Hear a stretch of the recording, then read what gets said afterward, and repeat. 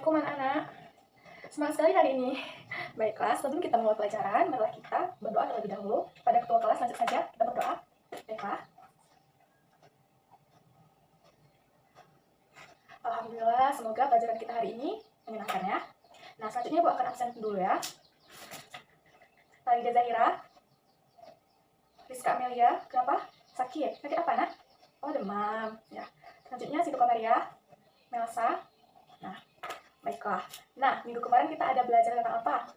Ya, perkembangan dan pertumbuhan. Nah, siapa yang masih tahu perkembangan itu apa sih? Pertumbuhan itu apa? Nah, kamu mau? Baiklah, silahkan. Wow, masih ingat. Alhamdulillah masih ada belajar yang tadi malam ya? Ya. Nah, kalian tahu apa yang kita akan pelajari pada hari ini?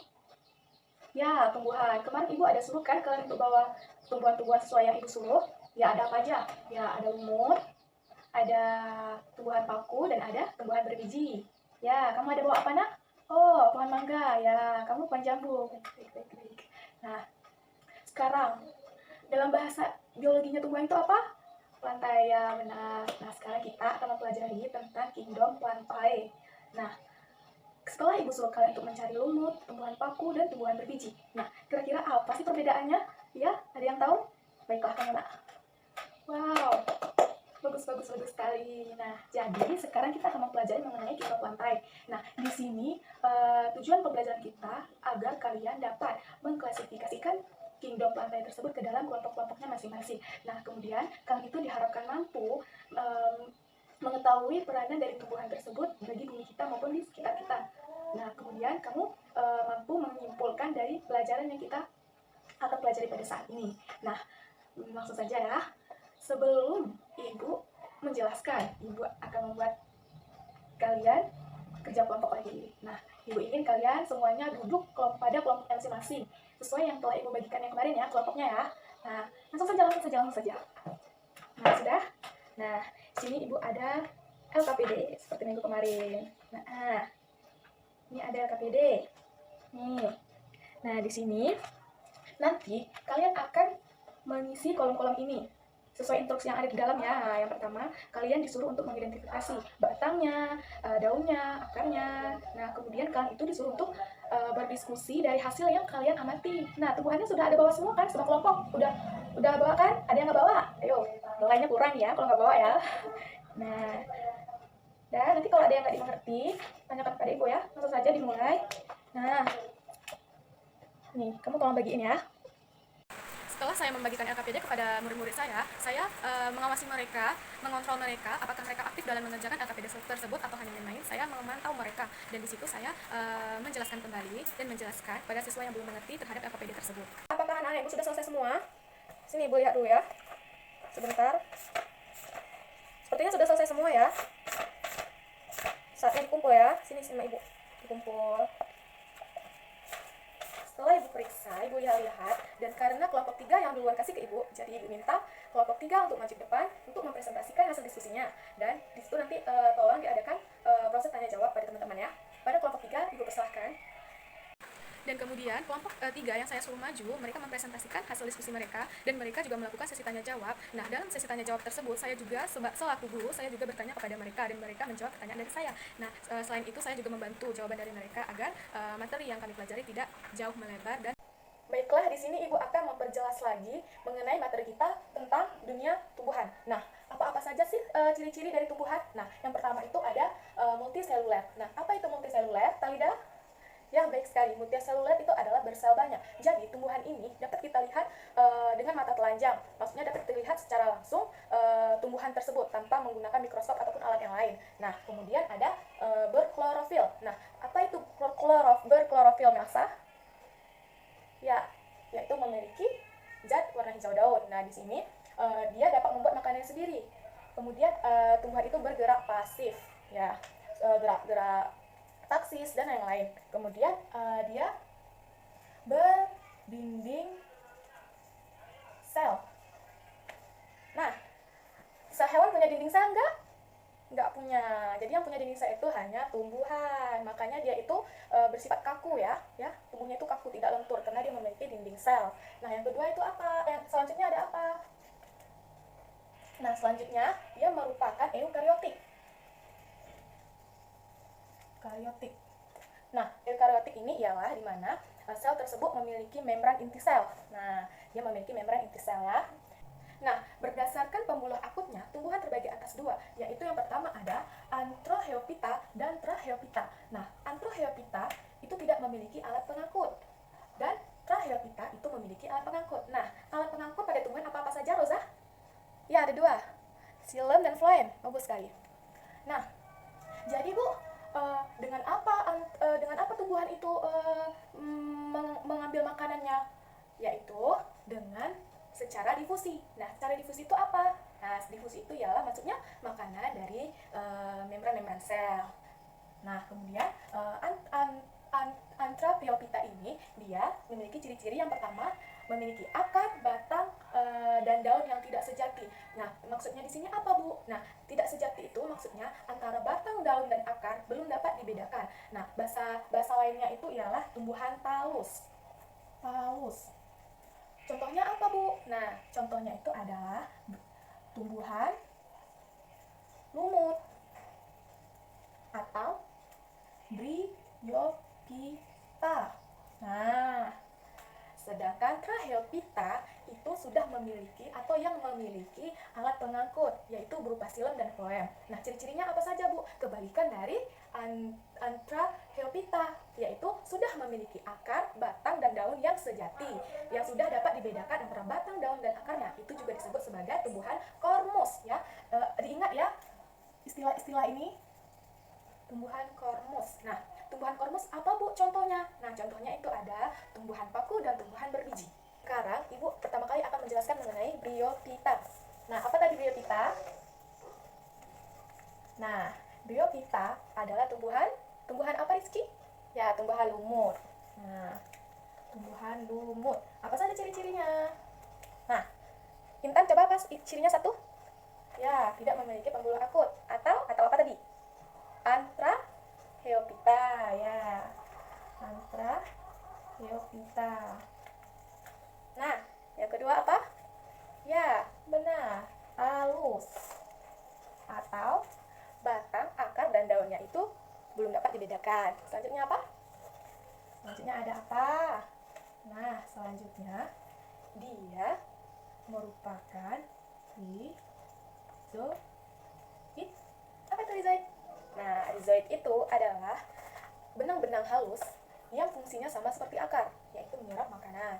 Nah, selanjutnya Bryophyta ini memiliki jenis-jenis yang berbeda-beda, yaitu yang pertama ada jenis lumut hati atau Hepatiophyta atau lumut hati. Nah, lumut hati ini ada yang dapat lumut hati seperti bentuk hati. Ya, belum ya. Nah, sekarang Ibu punya gambar. Ini tolong dibagikan pada kelompok yang lainnya. Nah, terima kasih. Nah, pada gambar tersebut ada lihat kan lumut hati? Ya, seperti itulah lumut hati ya. Yang tidak memiliki akar. Nah, di mana kita dapat menjumpai lumut hati? Yaitu di tempat yang lembab. Nah, semua jenis lumut itu tempatnya di tempat yang lembab. Dikasih Ceratoxida. Nah, apa itu Ceratoxida?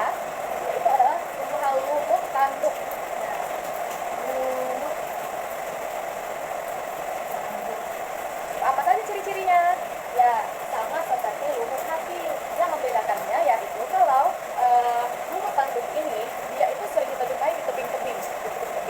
Kemudian lumut tanduk ini memiliki bentuk halus seperti kartu yang mirip dengan tanduk seperti ini. Lumut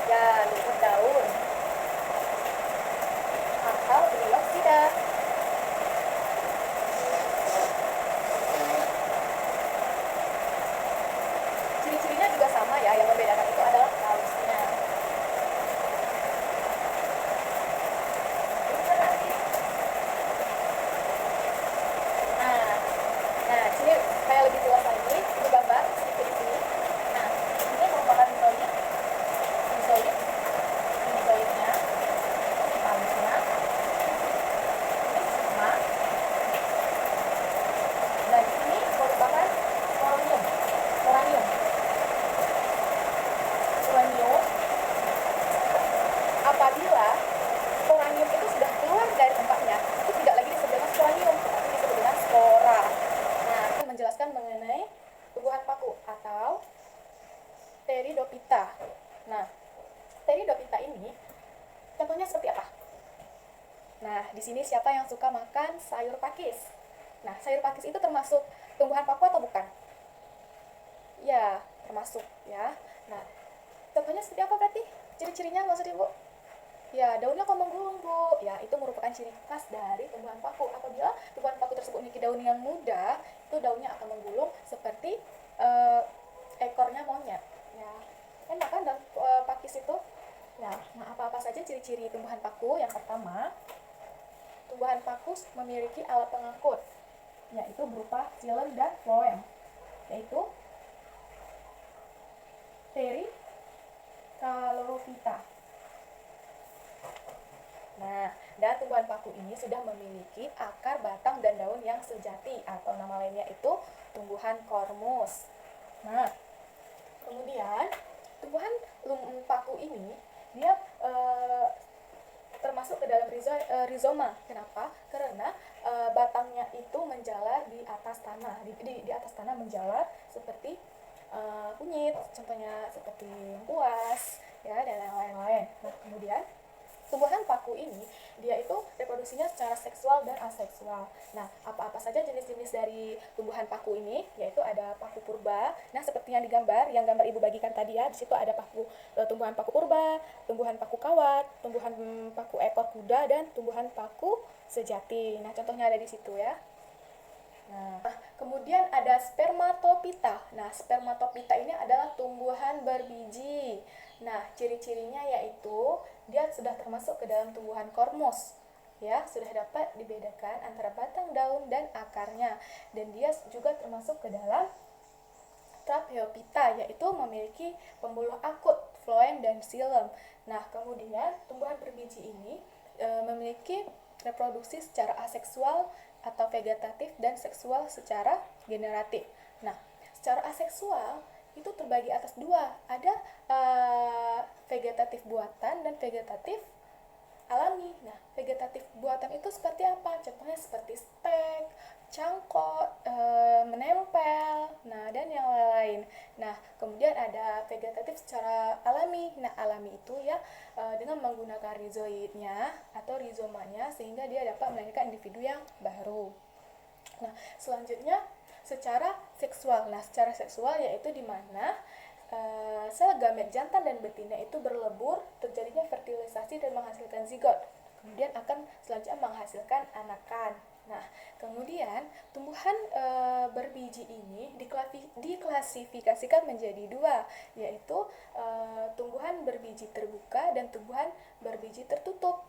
Nah, tumbuhan berbiji tertutup nama biologinya apa? Tertutup?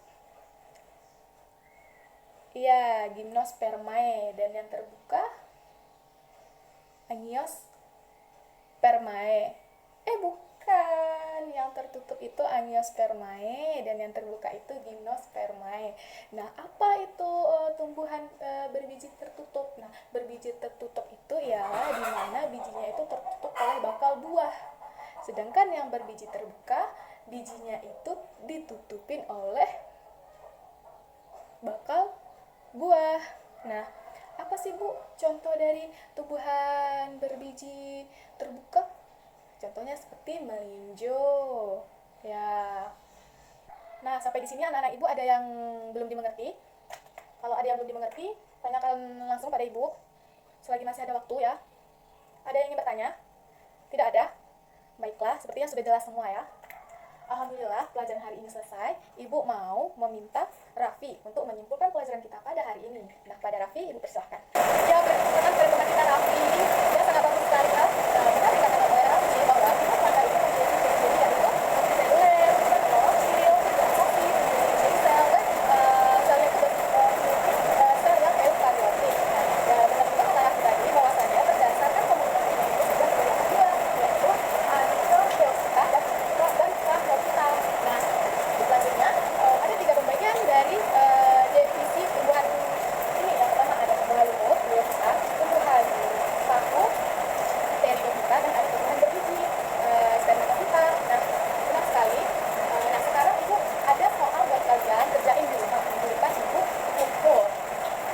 Terakhirnya, Ibu akan menanyakan kepada Uco. Nah, apa peranan tumbuhan bagi bumi kita? Apa yang dihasilkan tumbuhan oleh bumi kita? Yuk, jelasin. Ayo, gimana pendapat kamu? Ya, tumbuhan itu ialah paru-paru bumi, paru-paru dunia. Dia itu menghasilkan oksigen yang dibutuhkan oleh manusia. Dan tumbuhan ini sangat bermanfaat juga bagi kita. Dia dapat membuat makanan sendiri, dia akan menghasilkan buah, dan buah tersebut bisa kita konsumsi, ya. Dan dia juga dapat membantu hewan-hewan yang lain atau makhluk hidup yang ada di muka bumi ini. Maka dari itu kita harus menjaga kelestariannya, kita harus melindunginya, kita harus ikut aktif dalam menjaga tumbuhan-tumbuhan yang ada di muka bumi ini. Kita merawatnya, kita menyayanginya. Nah, seperti itu. Jangan lupa bahwasannya Tuhan itu merupakan makhluk hidup yang diciptakan oleh Tuhan, yaitu Allah Subhanahu wa Ta'ala. Hanya saja kita dan dia itu berbeda, kita lebih tinggi derajatnya, kita itu lebih sempurna. Nah, pada itu bersyukurlah pada hari ini. Ya, itu saja yang ingin